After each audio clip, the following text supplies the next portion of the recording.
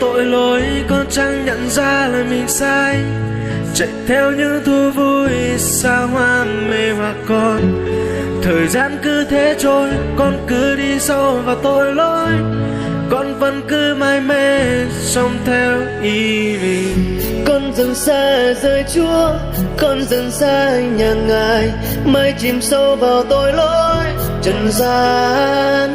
Đôi chân con mệt rồi, xin Ngài dìu dắt bước chân con về với Ngài.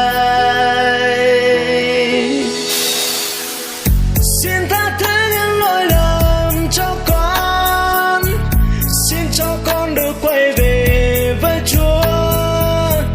Xin Chúa hãy thay đổi cuộc đời con muốn cả cuộc đời này cùng đi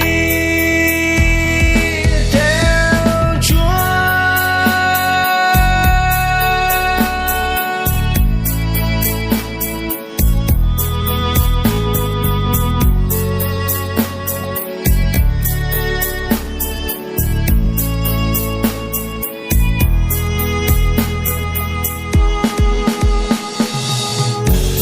Bước đi trong tội lỗi, con chẳng nhận ra là mình sai, chạy theo những thú vui xa hoa mê hoặc con. Thời gian cứ thế trôi, con cứ đi sâu vào tội lỗi, con vẫn cứ mải mê sống theo ý mình. Con dần xa rời Chúa, con dần xa nhà Ngài, mãi chìm sâu vào tội lỗi trần gian. Đôi chân con mệt rồi, xin Ngài dìu dắt bước chân con